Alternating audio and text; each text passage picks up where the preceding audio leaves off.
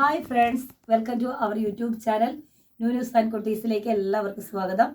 എൻ്റെ പേര് അനു. ഇന്ന് നമുക്ക് കൃഷി ചെയ്യാൻ വളരെ എളുപ്പമായിട്ടുള്ള എയർപോർട്ട് ബാഗ് എങ്ങനെ സെറ്റ് ചെയ്യാമെന്ന് നോക്കാം. അതിനായിട്ട് നമുക്ക് ഈ മൂന്ന് പാർട്സിൻ്റെ കാര്യമേ ഉള്ളൂ. ഒരു സ്ക്രൂവ്, അതുപോലെ ഇതിൻ്റെ ബോട്ടം സൈഡ്, ഇതുപോലെ ടോപ്പ് സൈഡ്.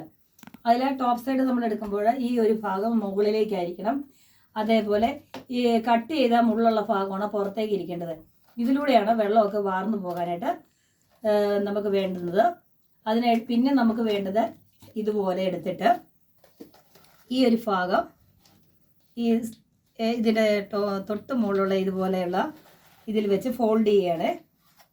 അതിനുശേഷം നമ്മളിങ്ങനെ ഫോൾഡ് ചെയ്തതിന് ശേഷം കണ്ടല്ലോ, ഇതുപോലെ നമ്മൾ ഫോൾഡ് ചെയ്യും. അതിന് ശേഷം നമ്മൾ ഇതുപോലെ സ്ക്രൂ ചെയ്യുകയാണ്. ഒന്ന് പ്രസ് ചെയ്ത് ഒന്ന് ടൈറ്റ് ചെയ്താൽ മതി. നമ്മൾ ചെറിയൊരു എയർപോർട്ട് ബാഗാണ് ഇപ്പോൾ സെറ്റ് ചെയ്തത്. ഇതിൻ്റെ വലിപ്പം അനുസരിച്ച് ഇതിൻ്റെ സ്ക്രൂ നമ്മൾ കൂട്ടിക്കൊണ്ടേയിരിക്കണം. അപ്പം ഞാനിതുപോലെ വേറെ സെറ്റ് ചെയ്ത എയർപോർട്ട് ബാഗ് നിങ്ങളെ കാണിക്കാം. അതിൻ്റെ തൊട്ട് മുകളിൽ നിൽക്കുന്ന ഒരു എയർപോർട്ട് ബാഗാണിത്. ഇതുപോലുള്ളതൊക്കെ നമ്മൾ ചെയ്യുമ്പോൾ ഒരു 3 അല്ലെങ്കിൽ 4 സ്ക്രൂ ഇതുപോലെ നമ്മൾ 3 ഞാനിത് കൊടുത്തിട്ടുണ്ട്. ഇതേപോലെ നമ്മൾ ചെയ്യണം. അതിൻ്റെ മുകളിലേക്കാണെങ്കിൽ കേട്ടോ സ്ക്രൂവിൻ്റെ എണ്ണം കൂട്ടിയിട്ടുണ്ട്. ഇതിൽ 5 വിട്ടണം. ഇതിലൊക്കെ നമുക്ക് ആപ്പിൾ അങ്ങനെയുള്ള വലിയ വൃക്ഷങ്ങൾ പോട്ട് ചെയ്യാനായിട്ടാണ്.